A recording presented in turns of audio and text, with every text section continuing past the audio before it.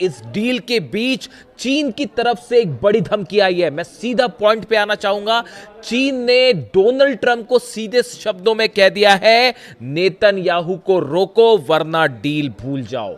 सीधा सीधा धमकी दी है चीन ने डोनाल्ड ट्रंप को। जिस तरह से नेतन्याहू और इजराइल जो हमले कर रहे हैं लेबनान को लेकर, अब इसमें चीन ने पहली बार लेबनान को लेकर, हिजबुल्लाह को लेकर अपनी बात सामने रखी है और चीन ने साफ कह दिया डोनाल्ड ट्रंप को, नेतन्याहू को रोकिए वरना डील भूल जाइए। देखिए, तीन बड़ी बातें कही हैं चीन ने। क्योंकि चीन की एंट्री है, इसका क्या मायना है वो आपको मैं बताऊंगा, लेकिन पहले यह समझिए कि चीन क्या कह रहा है। बात नंबर एक, Beijing issued a stern warning over continued military operations in the region, declaring that Lebanon sovereignty and security should not be violated.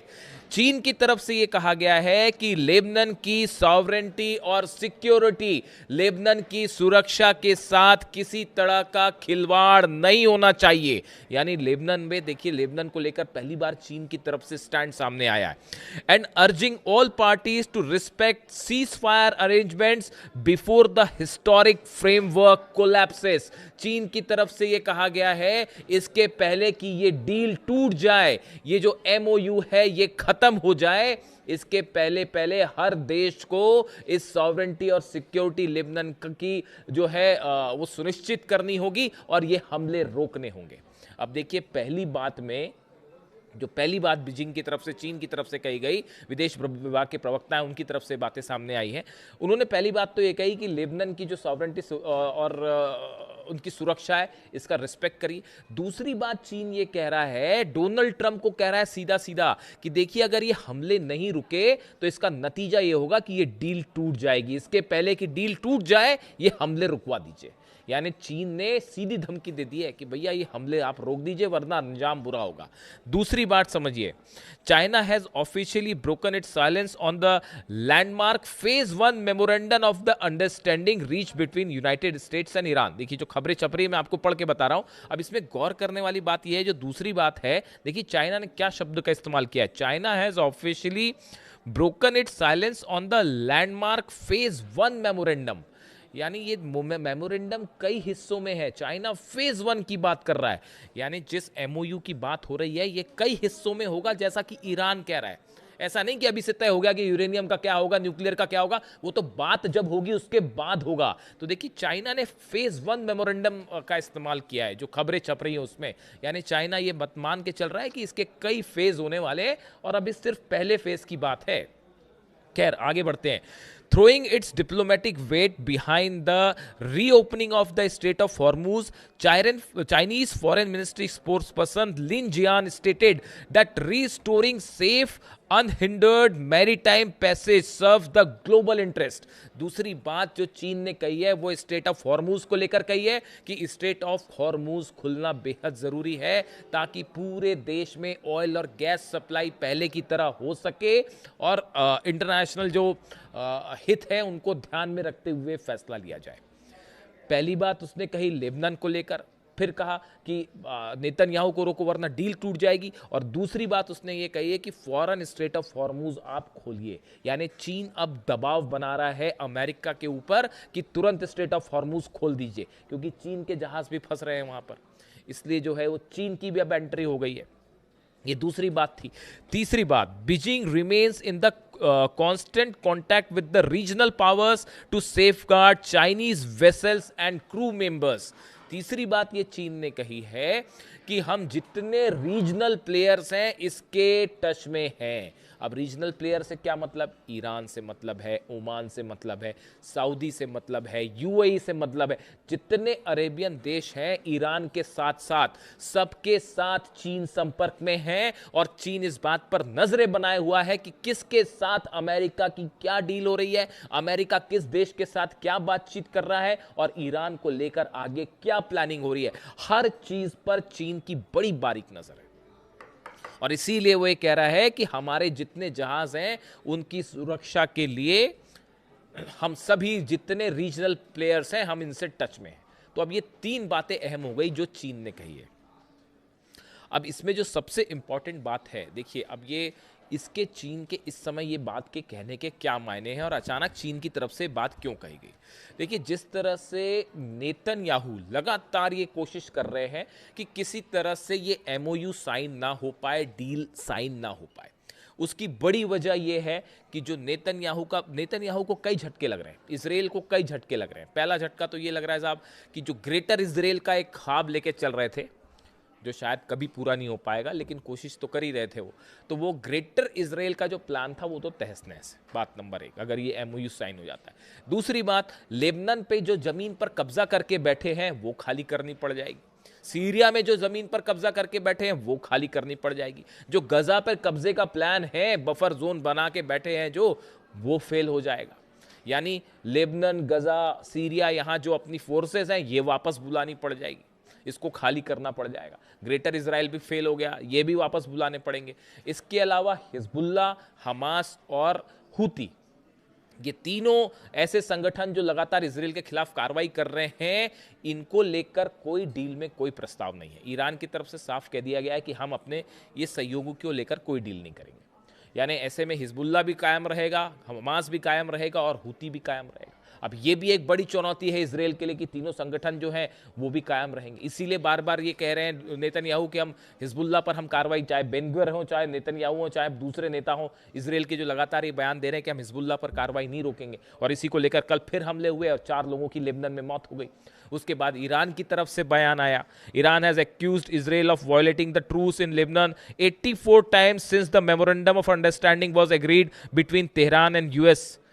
जो अभी ये मेमोरेंडम वाली बात सामने आई है, इसके बाद से ही 80 से ज्यादा हमले कर चुका है इजराइल लेबनान के ऊपर।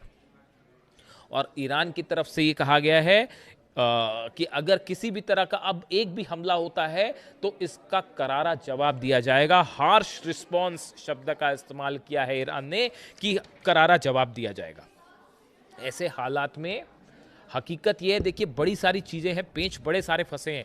अभी ये पहले डील को लेके ही चीज़ें साफ नहीं है। बाकी की जो चीज़ें हैं कि यूरेनियम का क्या होगा, अभी यूरेनियम का कब क्या होगा वो तो जब पता चलेगा कि यूरेनियम है कहाँ तब होगा ना। आप खुद सोचिए, इस्फहान में अगर मान लेते हैं इस्फहान में यूरेनियम है भी और उसी पावर प्लांट के नीचे है जिस पर हमले हुए थे, अब उसकी ऑलरेडी टनल्स बंद कर दी गई हैं, उसके आसपास बारूदी सुरंगें भी बिछा दी गई हैं और वो ज़मीन के कितने नीचे दबा है, क्या दबा है, कोई नहीं पता। अभी कोई प्लान ही नहीं है कि आईएईए वहाँ अगर जाता भी है, जैसा जेडी वेंस कह रहे हैं आईएईए जाएगा, अमेरिका भी जाएगा, मदद करेगा, ये अभी सब बहुत दूर की बातें हैं। ये बहुत दूर की बातें हैं। अभी तो सिर्फ फेज़ 1 के पहले फेज़ की बात है कि जिसमें हॉर्मूज को खोला जाएगा। कि देखिए कितनी बड़ी जीत है ईरान की। हॉर्मूज तो पहले ही खुला हुआ था, ईरान ने कभी बंद ही नहीं किया हॉर्मूज। आपने हमला किया, आपने ब्लॉकेड किया और आप खुद अपने हाथ जला बैठे। हकीकत यही है। तो अब हॉर्मूज खोलने के लिए भी पैसे देने पड़ रहे हैं, हालांकि वे अरेबियन कंट्रीज देंगी ऐसा कहना है डोनाल्ड ट्रंप का। खैर जो भी है हकीकत, तो अब स्थिति ये है कि डील के सिर्फ पहले फेज को लेकर अभी एक बड़े रूप पर सहमति बनी है, लेकिन चाइना की इसमें एंट्री ये बता रही है कि पर्दे के पीछे से चाइना भी इस डील की हर चीज पर नजरें बनाए हुए है। और शायद ईरान के इस कॉन्फिडेंस का एक वजह बड़ी ये भी है, जो ईरान इस डील में आगे बढ़ रहा है, हो सकता है कि पीछे से चाइना के द्वारा भी कोई गारंटीज दी गई हैं और चीन भी इन जितने अरब देश हैं उस पर और अमेरिका की शर्तों पर एक एक्टिव रोल पर्दे के पीछे से निभा रहा है।